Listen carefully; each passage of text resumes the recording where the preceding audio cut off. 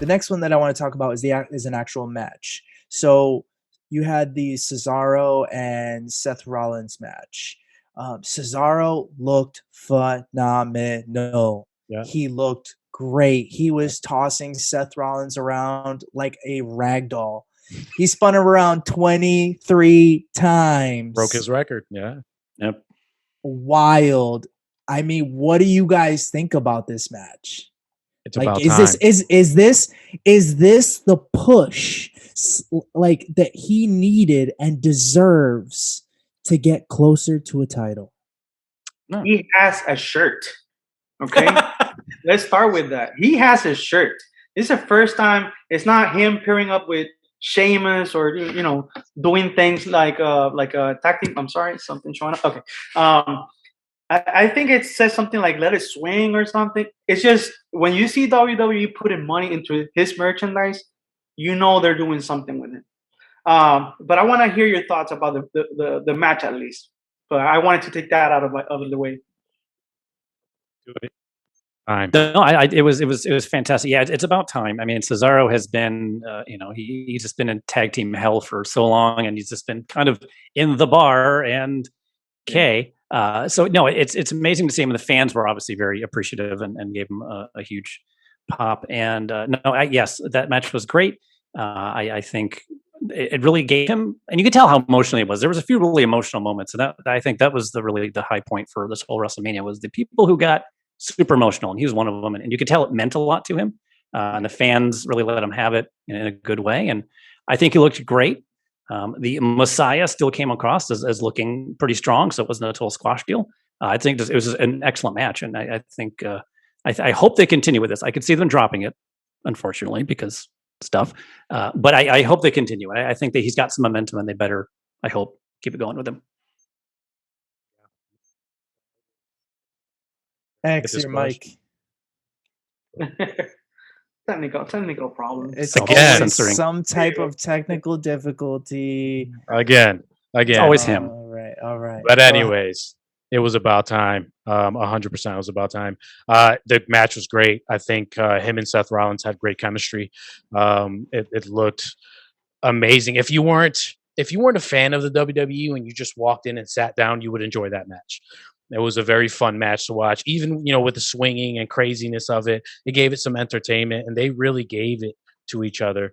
As far as Cesaro getting this push, very happy about it. Him holding a belt anytime soon, I'm not sure. I'm not sure if any of those belts are going to be moving in a bit, or even if Cesaro's in that conversation. We'll have to see how they play this out. I mean, I would hope so. He's crazy strong. He connects with the fans. Like 42 said, they're investing in his shirts, so you might as well try to give him that push. But I don't know if that belt is coming soon. Well, him and Sheamus having a feud would be interesting. I'm reading your mind, buddy.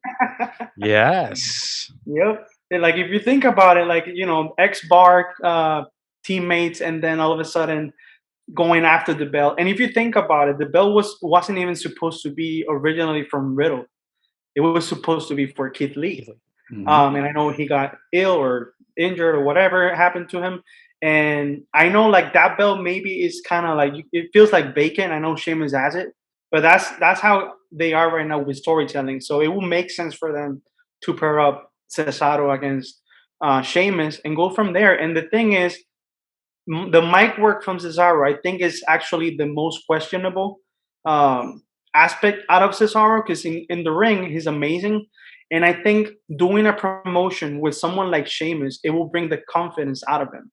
I think it will be the right guy to put him against in the ring, and maybe even build up from that. And who knows if in the future they can come back as the Bar, but because you know how sometimes things end in WWE. But at least I will start that way. That will be a great angle, and people will accept it. And it will put some credibility on Cesaro with a title, which he hasn't had other than a tag team title in a while. All right. So I love your thought processes on everything that you just said. It's awesome. There's one last match that I wanted to talk about. And it was the match with Bianca, and I'm drawing a blank on her name. And Sasha Banks. Sasha Banks. Yes, Oh, I'm sorry. JVD's like, excuse me. No, Wait a minute. I'm sorry. I have words. Nope, The sorry. boss. My bad. I drew a blank, but yes, Bianca and Sasha Banks. All right. Great matchup. It was a phenomenal match for sure. And I just want to get some of your thoughts on what you thought about what's going on, maybe the next steps for that matchup or after that matchup. I'm sorry.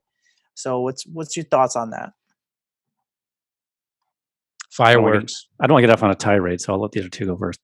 Fireworks, man. That match was awesome. I think it had everything, emotion from the beginning, great chemistry in the ring. The moves that was on display with all their finishers, they were able to do everything. They had to dig a little bit deep in that match. The hair whip, the Oh, freaking God. hair whip. I felt that at home. I was I like, can oh still my hear it. You could almost hear the whoosh. Oh, yes. And Sasha's face. Oh my It, goodness. it was ridiculous, but it was an historic match. It was a historic match. Two women going at it, two black women going for the championship, headlining main event WrestleMania for that day. It was day one. Amazing. I loved it. I'm a little biased. We went to NXT so many times and we saw EST flourish, and I love me some EST, but Sasha is one of the GOATs. I mean, you got to give it to her. And for her to hand it off to Bianca Belair in such a match was just amazing to see. Right. I have to agree with you. If you ask me, I will tell WWE to make her hold the belt for a while. I think when it comes to physicality and other aspects, which I have to bring up someone like Charlotte Flair. I know not everybody is a huge fan because maybe people are tired of her. But if you want to bring, who's the elite in that class, in that division, you have to talk about Flair. In this case, I will bring up Bianca and compare with her because she has, she's strong. She's agile.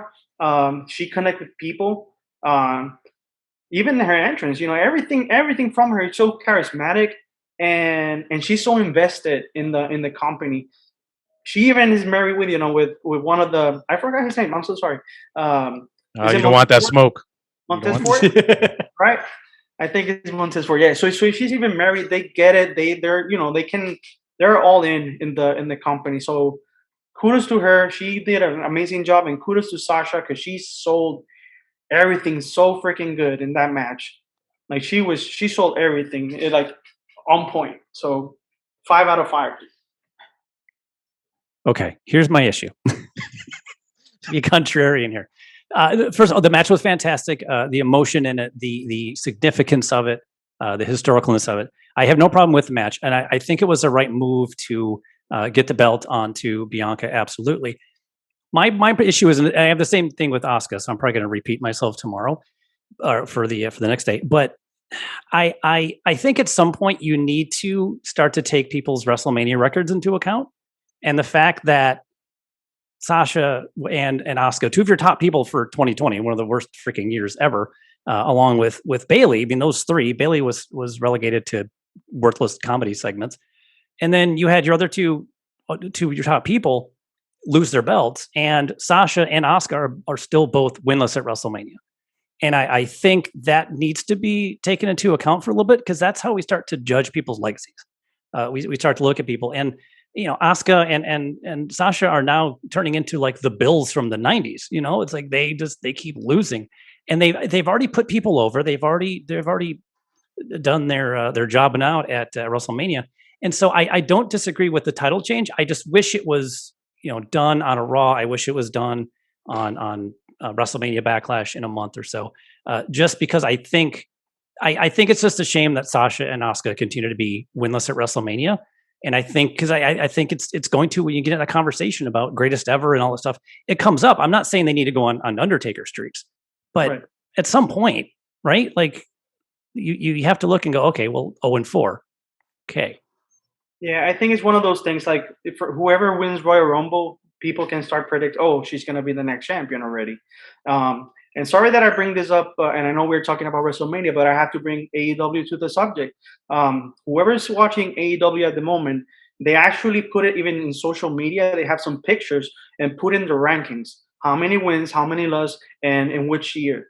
And I think that concept, to your point, Jordan, it would be amazing if they do the same thing in WWE, because it actually is building up credibility among spectators and viewers. And how many times we've seen people pretty much complaining about, oh, wrestling is fake, wrestling this, wrestling that. But if you put it in like in a sports aspect, where records are, accountable, being accountable for, and that kind of thing, I know people can start, they can actually build a story behind it. So I agree with that point. Yep. Yeah, and it just you put all this work in, right? And like JVD said, you put people over already. You put Yep. in the legwork. You're on the mic and in the ring. You're already one of the goats. Can they have their moment? Yep. The moment on the biggest stage after putting in all that work, they're way past due. Yeah. So 100%. I think when that moment does come for her, though, that moment is going to be bittersweet. Yeah. And maybe that is something they're going for. Here's the thing: is we're all sitting here saying that she's the GOAT, and she has not won one WrestleMania, and that speaks volumes. Mm-hmm. You got people out there that play football, that play basketball, and everyone calls them the GOAT, and they don't have championships. Why? Because they work hard. They're the hardest worker in the room. Now, don't get it twisted here. We're a sports channel, and the reason why we're covering wrestling is because at the end of the day, you got these real people that are putting their bodies on the line and really throwing themselves out there for entertainment. That's what sports are, entertainment. So when we sit here and we talk about this sport, this is real. This is real. This is like, yes, a lot of it is fake. Don't get me wrong, but you think a boot to the face is going to feel nice whether it's coming 2 miles an hour or whether it's going 10. It doesn't matter. A boot is in the face is a boot in the face. Yep. Well, So- touching on that championship thing, is Michael Jordan the GOAT if he didn't win 6 championships? No. No one will be talking about it. But to make it to the big stage that many times, Still. No. I mean, I guess No. Joe Montana was labeled the greatest for so long. 'Cause of his I champion- understand your point. I understand your point for sure. I understand your point. But what I'm saying is that she's made it to the big stage many a times, and we're still saying that she's great. She's great. And even with how she's handled herself thus far, we can almost sit here and say that she's gonna be in the books as far as Oh, legend 100%. wise. Yeah. Yeah. So, like I said, that alone speaks volumes. She hasn't gotten a win yet, but what's to say that she doesn't? I don't know. Maybe once she gets it, if she gets it, it's gonna be bittersweet. That's all I'm saying. Yeah, I think it's a matter of being in like the right moment for her in the right time and being in the right place. And if you have to compare with someone from sports, let's take it to baseball. She's the Fernando Tatis of wrestling. She hasn't proven much, and Fernando Tatis was signed for I don't know how much millions. But same thing with her. She has all the potential in the world, just proven on NXT. Let's give her some time.